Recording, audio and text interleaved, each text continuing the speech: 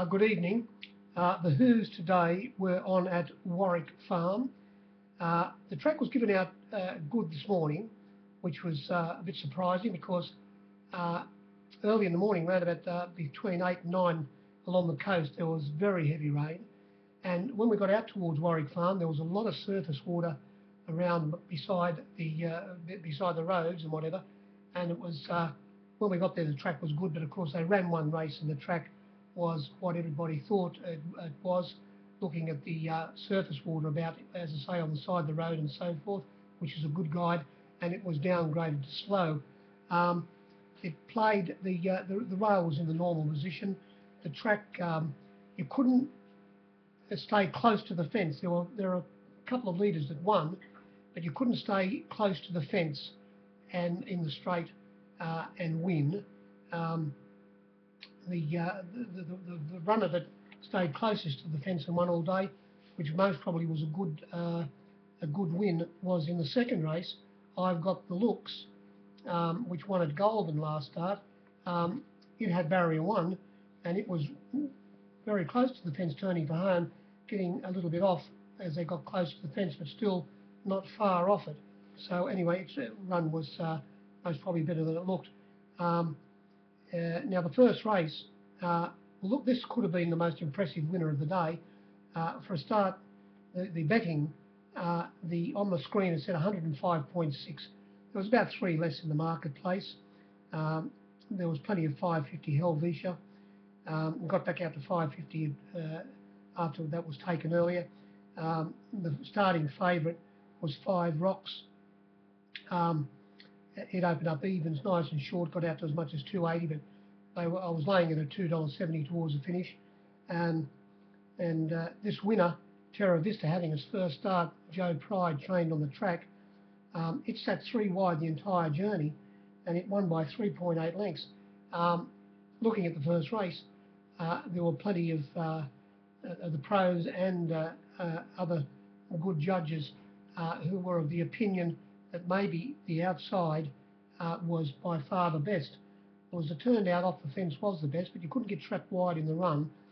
Distance race, later on they circled them, but if you got trapped wide in the run, it wasn't really the place to be. And this runner didn't have any cover, having its first start, as I say, looking at the leaders, moving up 3 wide on the turn, and did go away and win well. As I say, it started favourite. The horse that ran second, it led, but it was Off the Fence turning for home. 5 Rocks, and the disappointment of the race was Fast Take, who went up $6 and was $6 into $5 or even to $4.60 at one stage, and then right towards the finish of betting, it was really poleaxed. It only started about the $3.70 mark, fairly hard to get. And after missing the jump and blundering at about the 900 metre mark, Nippy Nash reported and pulling on him over racing. He eased down. He wasn't happy with its action, and of course it vanished. It got beat 15 odd lengths, but eased down in the run. But the winner, having his first start, it was, as I say, most probably the best performance of the day, and it wasn't forgotten to be backed. It opened up $12 and got out to as much as $18 and $19 taken, and started $17, fairly hard to get the winner. So there was a good little bit of money won on it. The second race, this was fat. Percentage-wise, they said there was 110.3, and it was about the right percentage. Of course, we were playing to the usual suspects there today, and one of our main pros wasn't about, and the punters here were, I suppose, a little bit concerned about how the track was playing and couldn't make up their mind. Even though we had plenty of percentage on the board in this race, it was hard to lay runners. The flux were $8 out to $12, or 8 out to 10, back into 9, back out to 12 here to Princess. Blazing Schnitzel opened up $4, got to 6 taken at one stage, but started that price. Amarachi was 5 out to 7, taken into 650. Dazzler, a bit hard to lay, $4 out to 5. Harem Shuffle, Harlem Shuffle, 40s into 30s. duet. It was $3 out to $4.80. And the next runner was Back Vision, $13 into about 11 or 12. And I've got the looks went from about a $4.40 chance out to $5. And as I say, it raced handy. It went straight to the lead vision. He got inside, it turning for home, close to the finish, close to the rails, I should say, bowled Blake Shin, and getting a little bit off as he gradually got towards the post, but held off Blazing Stitzel, who it was sitting on, who was on his outside most of the journey, and he was a little bit too strong. Race 3, they said there was 109.8 on the screen, and about 4 less in the marketplace, about 105. And this race was won by Florida Fair, ridden by Nash, trained by Gay, and Nash took no prisoners here. He jumped with them, and he was up near the lead all the way on the inside, but as he was getting to the turn, he was a good 3 to 4 horses off, finished in the middle of the track, and went away and won by 4.3 lengths. We all saw its last run when it ran at Warwick Farm last start, when it missed the kick, raced a bit greenly, and found the line very strong. And of course, the winner of that race went on and won at Rosehill on Saturday. So the form was fantastic. He beat number 1, who was backed. It wasn't far away in the run, and also it ran second. Artistic Rose, after opening up $21, only started about 15 or 16, and Aztec Rose, the second favourite, after opening up $6, got out to $7.50, but only started about a 9 to 2 chance, $5.50. The winner, we put it up $1.80, 5 to 4 on. $2.15 was given in the outside ring, $2.05 on the fence, maybe $2.10 on the fence, but it was that was snapped up, and they laid the 10 to 9 on towards the finish of betting, starting $1.85, and it won like it should have been, shorter than that price. Race 4, this was the worst race for us all day for the captains when it came to figure-wise. There was only 97.5 on the screen for the robots, and there was a good 3 less in the marketplace, only about 94.5. And well, you can see where is the difference. Where was the difference? Well, it was most probably, or Radiator.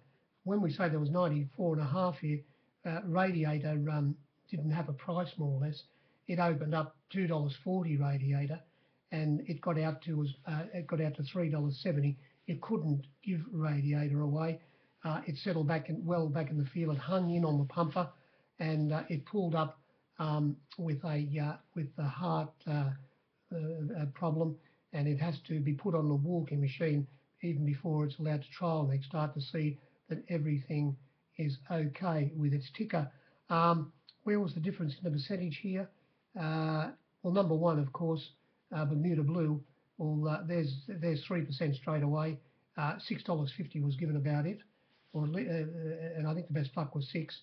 There's 1%, and there were a couple of others where there was a bit of difference. There was a 4% less in the marketplace.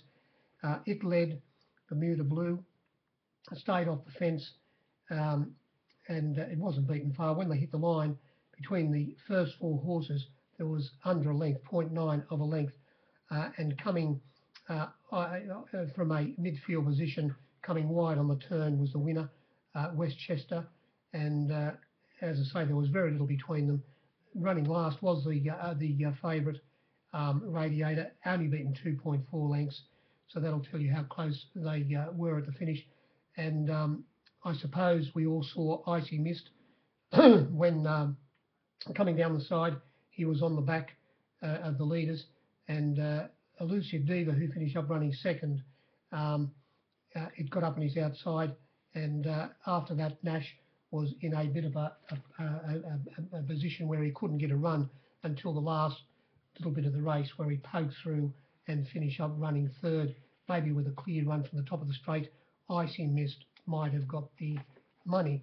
Race 5, they said there was 110.2 on the screen. It was all right. Only about 108 in the marketplace, a couple less. So everything's sweet with the robots. They were starting to blow up there for a start, for a little bit for the race prior, of course. but everything's sweet now. They said that's better. In this race, Saint Labomba was very well backed. Opened up Saint Labomba $5.50, got out to $6.50, which was taken into six, but started $6.50. But even though it started that price, it was always firm in the market, and as I say, well supported, as were a lot of other runners. It went straight to the front. Prince Warrior, who they said didn't handle the going, and they're going to try and ride it quieter next start. It did a little bit of work to get across and lead, and coming across with it from barrier 11, they had the outside two alleys. The winner and Prince Warrior was the winner, Saint Labomba, who sat second, and after leading early in the race, Escofla, it was eased to sitting behind them, ridden by Karen McAvoy, clever Karen McAvoy, and he was eased off. He eased off heels, the leader's heels turning for home, but he wasn't able to run down Saint Labomba, who had got past Prince Warrior, and the margin was a half a length. And coming from about third last position, making up a lot of ground, was Mons Salil without ever threatening. It was a little bit hard to make up ground in the sprint races there today, and there were no real hard luck stories in the race. Then we came to race 6. They said there was 104.8 on the screen. Well, it was all right for the robots, but in the marketplace there was only 97. A big discrepancy here. Number 1 started $13, and $10 taken at one stage. It started 13. Above all was $3.50 out to $4.80. French Gift, $17 taken into 15. Black Jag, $7 taken into 6.50. My Highlight, this is where a difference is here straight away. It was started $15 on some boards on the rails. My Highlight, where it was only returned $11, a bit of difference there. Saintly Sun, extremely well backed the winner. $7.50 into $5, extremely hard to get. And you wouldn't see it. Mr. Monopolise, well, the best luck was $5. $6 was given in the outside ring. Plenty of $5 on the fence. Suppose we can't count it, but it was there, $6 for a bit of section in the outside ring. It only started $4 favourite after opening up $3.50. It was reached for very quickly by the captains.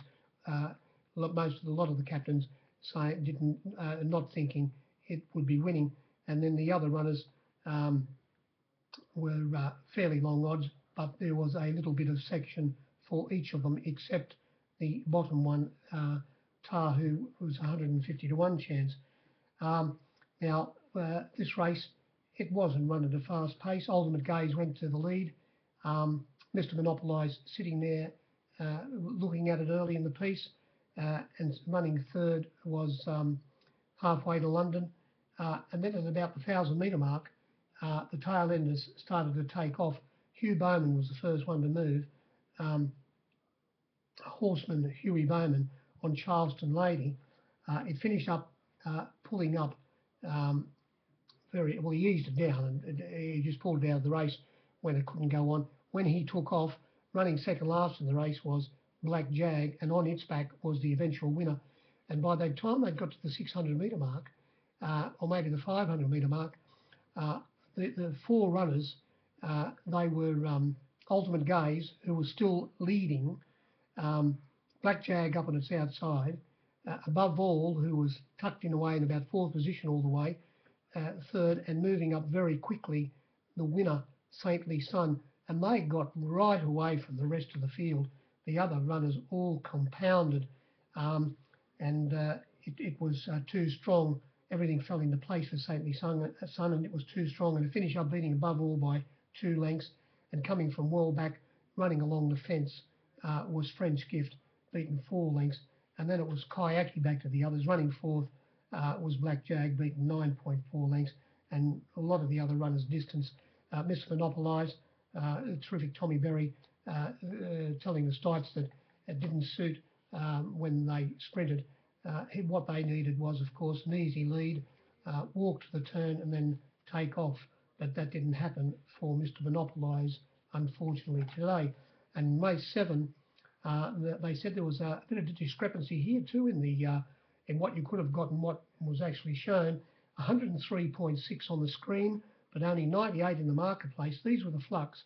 July Opera was $9 out to $12 taken into 11, but got back out to $13. Masterstroke, it went from $4 out to $7.50, back into $6.50. Shanty was $8 out to 17, taken right towards a finish into 16. Future Shock, very hard to lay. It went from a $2.80 chance out to $4.40, taken back into $3.80, but got back out to $4 at the death. Druid, bit hard to lay, 13 out to 18. Possesco, very well backed, and ran an ordinary race, resuming today. It was Possesco was as much as $11 given, only started $7. The winner Bonsai, very well backed, $12 into $9, hard to get at one stage, or around about $9, but got back out to start 11. Dial Mood, 20, after opening up 15, got out to 20. It was taken into 19. D'Italian was $31 into 26. The next runner, Cataract King, $7.50 into $5.50. And the bottom one was always firm in the market at $31, Paramount Peak. A little bit less than what was on the screen, only about 5. And this race was won by the leader, Bonsai, who had barrier 11, had barrier 9 in a field of 11, and it was taken straight to the lead by Ishikawa, the 3 kilo boy. It finished up having 1 kilo under the limit, and he had control of this race, always racing 4 off the fence coming to the turn, stayed in that position and got wider in the straight. When they turned for home, it was very evident that they weren't going to catch him, because he had a kick in his ham and eggs, and he got going from a 2 length break, 2.5 length break, to a 3.5 length break fairly quickly, and increased that down to the line to win by 5 lengths. The horse that was running third on the fence by the time they got on to the turn was running second. Dial Mood, it finished up running second, and in about 5th position, hanging on for third, was Cataract King, having every possible chance. The winner had control up front, always off the fence, a good place to be, and they never went that hard, and that helped it get home. But it did win easily by 5 lengths. A lot of the others in that race put up their hands saying they might be average netties. That was about the meeting. Gosford's on tomorrow. If you bet today, hope you had some luck. Most probably talk to you on after the Golden Slipper on Saturday evening. Good evening.